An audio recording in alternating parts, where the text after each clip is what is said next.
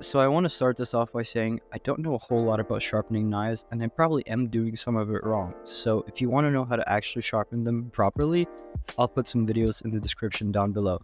But anyways, you're going to want to see bubbles start to appear when the whetstone is in the water. And then you're just going to want to sharpen the knife by kind of like going back and forth. Once again, I'm not a professional, so I highly recommend you check out the videos in the description down below.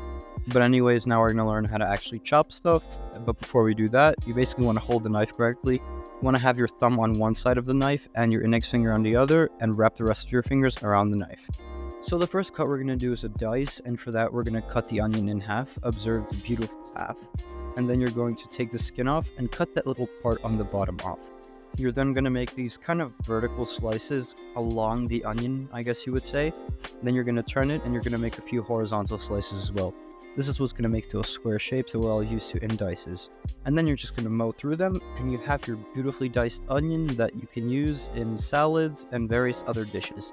This is the most common cut of an onion, so that's why I'm showing it to you. The next one is pretty straightforward. It's just simple slicing of an onion. It's kind of like the first part of a dice where you're cutting vertically, but you're going all the way instead of almost all the way like with the dice. Notice how I'm holding my hand in kind of like a claw motion. That's to protect my fingertips from the edge of the blade. This next cut, I don't think is too common these days with the invention of microplanes and graters and such to make chopping things very finely, very easy. But basically, this is a super fine dice of an onion. What you're going to do is you're going to take the layers apart and you're going to make very thin vertical strands. The exact same way you would for a normal dice, but you're doing it very thinly here. You're then going to turn the onion strands and you're just going to melt through them to create an incredibly fine dice.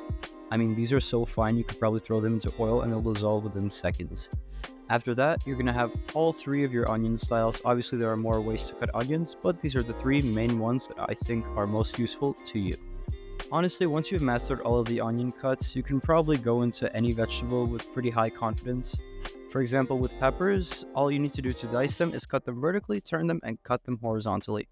And honestly, that's the case for a lot of other vegetables. With peppers, one thing you have to keep in mind is that when you're cutting them, make sure they're skin side down, meaning the skin is facing the board and not you. I think the main takeaway here is your hand position, where you're cutting with the claw motion, as in your fingertips are tucked below your knuckle.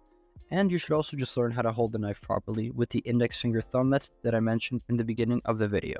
Also, don't be afraid to just experiment and have fun with slicing. Try small dices, try big dices, try thin cuts, try thick cuts. It's all about experimentation and having fun. So just try as much as you want, and eventually you're going to get really good at it. Like and subscribe.